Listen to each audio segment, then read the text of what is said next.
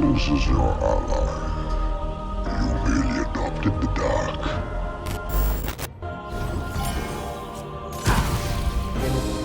I was born in it, molded by it. I didn't see the light until I was already a man.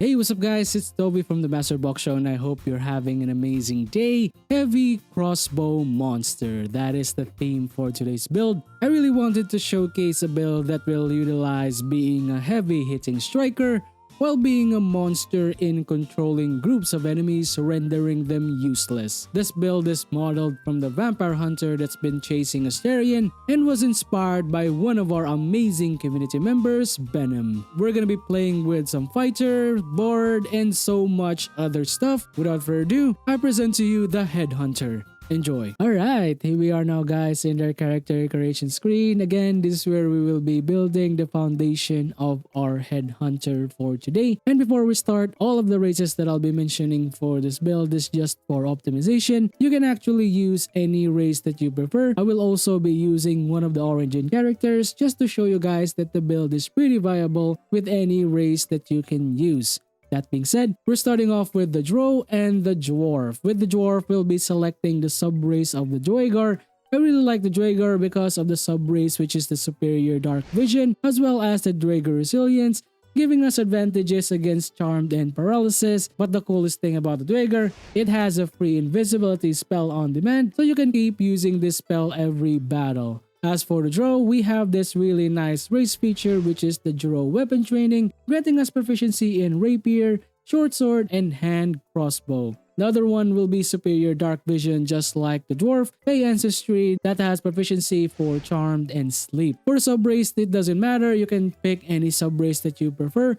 I'll just go with this sub-race here. For the classes, we'll be selecting the most powerful class in the game, which is the fighter. For the fighting style, we'll be taking archery here because most likely we will be using crossbows for the build. Archery will grant us +2 bonus to our ranged weapon attacks. For the backgrounds, there are two backgrounds that are interesting for the build, starting with the urchin that will provide you with sleight of hand and stealth. Most likely you will be benefiting from your high dexterity, which is both the sleight of hand and your stealth. While the other one is the noble that will provide us with history and persuasion. Most likely you will be benefiting most with persuasion because of your high charisma. Now for the abilities, most likely it will look like this. We'll be prioritizing dexterity, charisma, as well as our constitution for this build. Dexterity will be set to 17, and if you have the hair from Auntie Ethel, I highly advise you spending points here, but if not, you can reduce this to 16 and put points in your strength if you want, or maybe dump it into your intelligence depending on your preference. But for me, I will be spending the hair of Auntie Ethel to dexterity. The second one is our charisma. This will provide our outside of combat skills as well as our control spells later on the build. Constitution will be our physical endurance as well as our constitution checks so that we don't break our constitution required spells easily. Level 2 is we will be unlocking Action Surge that will provide us extra attack or extra action every short rest.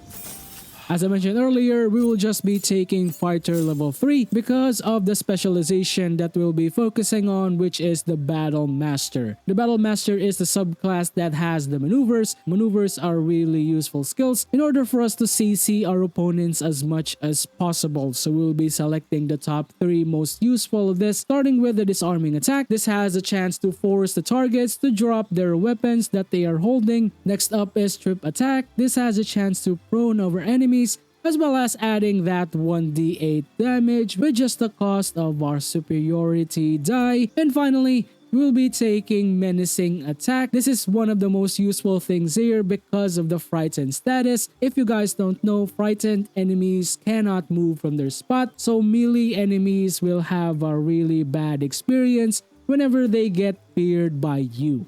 Level 4 is we will be picking up our second subclass for the build in the form of the Bard. The Bard will be responsible for the amount of CC that we can dish out. This is the class that we'll be focusing on pretty much towards our leveling process. For the spells, we will be taking Tasha's Hideous Laughter as always, as well as one of my favorite, Dissonant Whisper. This also has a chance to fear our enemies for 2 turns. For the other ones, you can get Heroism for your additional HP, as well as some healing if you prefer. I'll just take Featherfall for this level. For the cantrips, we'll be taking Vicious Mockery because it is unique to the Bard class, as well as Minor Illusion if you haven't had it already. Level 5 or level 2 of our Bard, we'll be unlocking our really nice Song of Rest, increasing the total of our short rest by 1. For the spells, our primary goal here is to get as much enchantment spell as we can, so I'll be taking Sleep for this level.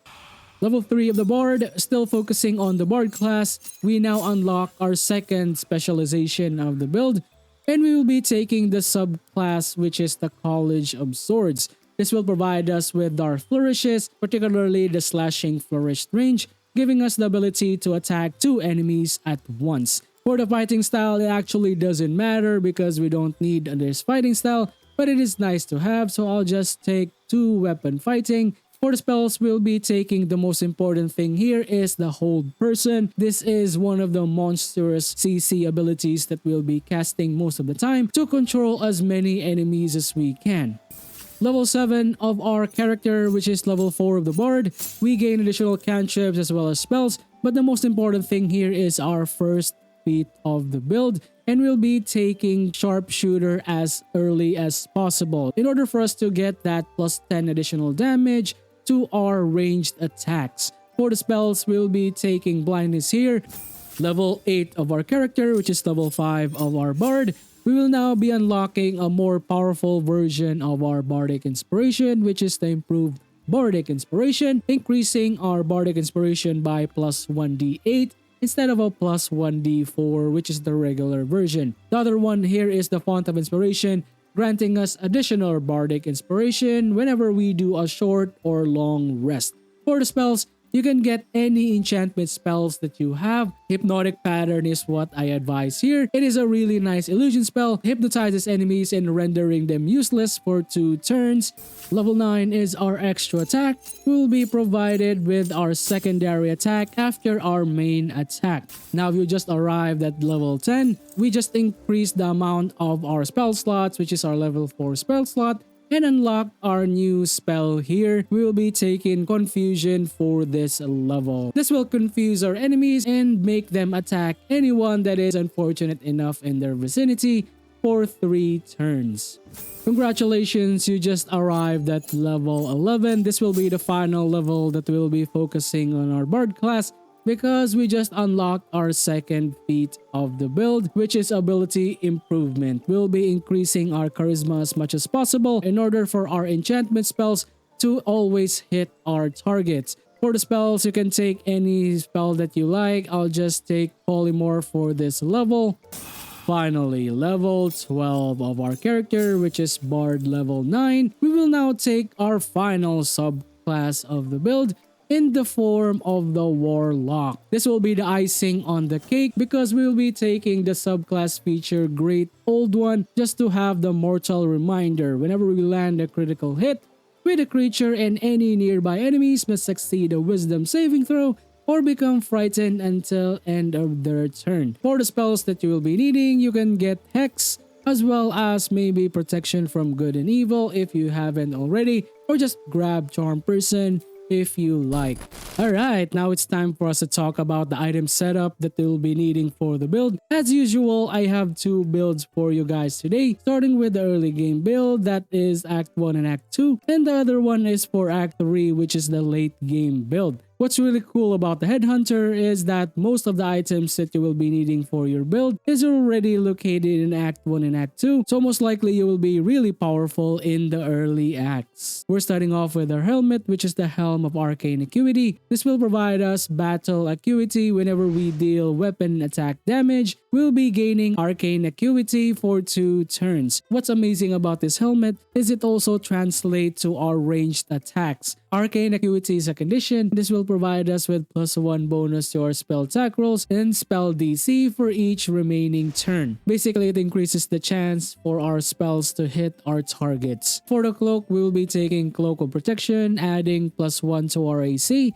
as well as our saving throw, which is +1. For the armors, you can actually get any scale mail that has exotic material, but for this build, we'll be taking Yuan-Tai scale mail that will provide us exotic material, adding our full dexterity modifier to our AC. For the gloves is one of my favorite, which is the Incorus gloves. This will provide us with the Incorus corrosion when we deal acid damage. We also have a chance to inflict noxious fumes on our targets. Boots will be the evasive shoes, granting us additional acrobatics in AC by +1. For the amulets, we'll be taking Surgeon Subjugation Amulet. This will provide us with the passive paralysis critical. When we score a critical hit on a humanoid, we can add our paralysis for 2 turns. Now for the rings, we'll be taking Caustic Band as usual. This is a great combination for Incorus gloves, adding this +2 damage with our Malefic Excretion passive. For the final ring, which is the Risky Ring, this will provide us with the risky attack. We gain advantage to our attack rolls and receive disadvantage to our saving throws. For the melee weapons, I suggest you taking Failure Aloof, just for the Failure Aloof melody, that is the class action that these weapons provide. For the shield, you can slap on any shield that you find. I just found this Iron Vine shield. This will provide +2 to our AC. And finally, for our ranged weapon that we most likely will be using most of the time, which is the Giant Breaker. This is a really great heavy crossbow, granting us the heavy hitter passive. When we hit our enemies, we send them reeling for 2 turns. For you guys who don't know what reeling is, it basically reduces the attack rolls of our enemies by 1. Now for the endgame build, there are only a few items that you will be really needing in order for you to make the Headhunter as powerful as possible. We're gonna start off with the cloak. This is the Cloak of the Weave, granting us Arcane Enchantment, +1 to the bonus of our spell save DC, as well as our spell attack rolls. Next up is the Amulet of Greater Health, providing us with the 23 Constitution flat out. And the final piece to the puzzle, which is the Band of Mystic Scoundrel. This will provide us with the passive Elysian Quickening after hitting a creature with our weapon attack. That includes our ranged weapons. We can cast our illusion or enchantment spells as a bonus action. Alright, it's time for us to showcase what our Headhunter can do. On turn 1 or whenever we can, we'll be using our Draconic Elemental Weapons and we'll be imbuing our Crossbow of the build, which is the Giant Breaker. So we'll be adding an element to this in order for us to add more damage to the mix. I'll be selecting maybe fire damage for this playthrough, and I'll just use it here. We now have an elemental crossbow of fire, and we'll be equipping it to our ranged weapon slot. If you want to really go the extra mile, you can add the Elixir of Bloodlust. Whenever we use this potion, we gain 5 temporary hit points as well as our bonus action when we kill an enemy. So we'll be using it here. Now we are basically ready to fight using our Headhunter. On turn 1 or whenever we can, we'll be activating the ability of our Failure Aloof, particularly the Failure Aloof Sing. This will add additional 1d4 bonus to our attack rolls, Charisma, Wisdom, and Intelligence saving throws for 5 turns. So we'll be using it here. Now we just got the ability of the Failure Aloof. After that, this will be using Action Surge, just for the sake of it, in order for us to attack our enemies again. So we will now use Slashing Flourish. 2 targets here. Now we just use Reeling, frightened our enemies. Now we can use our bonus action to CC or hold person these enemies here. And be selecting 3 targets for this example to take them out of the battle. So I'll be CCing these 3 here, 100%. Now they are practically useless. And now we will try to attack enemies here and try to eliminate those if we can. So we'll just move right here and end of turn.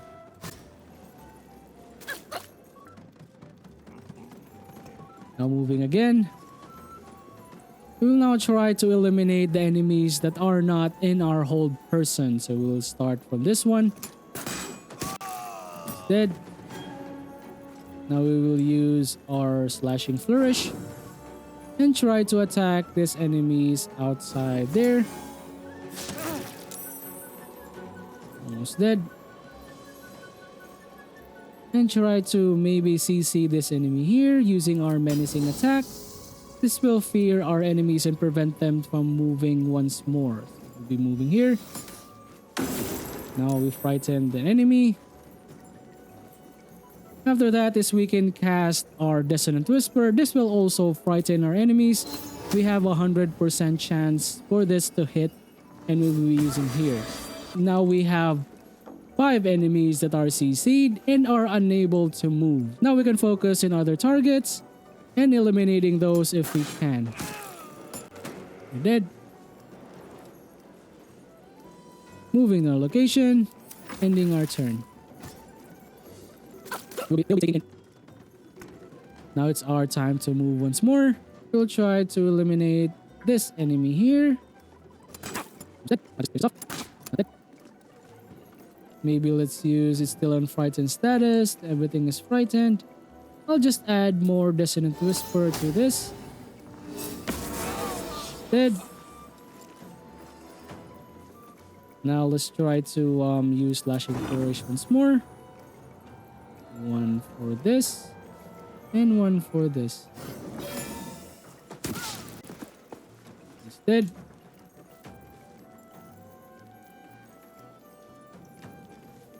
Still in a fear status, we'll be using menacing attack. Now frightened again, preventing the enemy from moving. We'll be moving here, ending our turn. They'll just keep on pumping that damage there. And they can't do anything. Just attack dead. He's dead.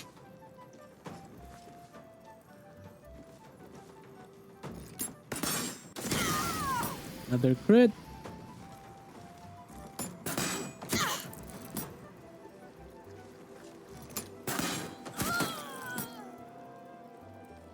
Moving once more.